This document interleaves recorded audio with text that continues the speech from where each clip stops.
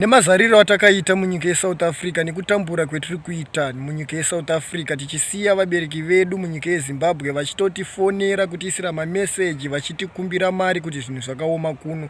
Chimbotarisaiwo zviri kuitwa nevabereki vedu kunyika yeZimbabwe ende machechi ese munyika yeZimbabwe akungonzi churches for ED chakati for ED. Chechi yese muZimbabwe unozongonzwa kwekupedzisira kwayo yazongoiswa kaED kumberi. Ameno kuti muri yeZimbabwe muri kutiwo kudini zvinhu zviri kuitika munyika yedu yeZimbabwe kuti machechi ese kunyanya avo vanopfeka zvichena vanhu vekumasowe ndo vamwe vakutoita ubharanzi munyika yedu yeZimbabwe nekuti tikada kutarisa tikuona kuti ndo vatonyanya ndo vawandisa pachirombe ende tikada kutarisa futi tinotoona kuti ivava vanopfeka zvichena vanhu vekumasowe ivava vazhinji vacho chikoro chaicho havana kuchipinda. That's why muchiona kuti vana vavo vane ma16 years vanozororwa nezvimadhara zvivakuru zvemachechi zvima 80 something years because chinhu chavanongokoshesa ipapo kuti mukuru wechechi ati zvakati ende vanobhiliva kuti mukuru wechechi zvaanofunga kana kuti zvaanosapota zvese zvinenge zviri correct ende mhomho yese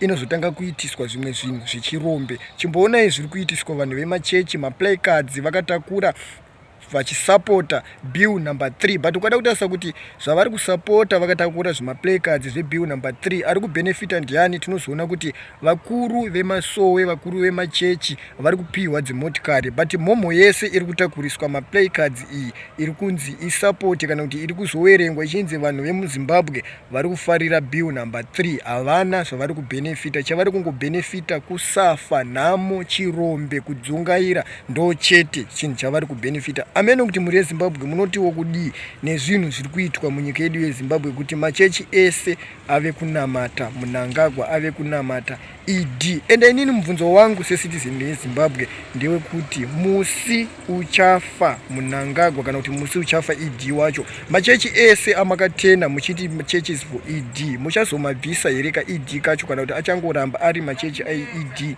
nyangwe ED wacho afa. Ameno kuti muri yeZimbabwe muri kutiwo kudii nazvo zviri kuitika munyika yedu yeZimbabwe.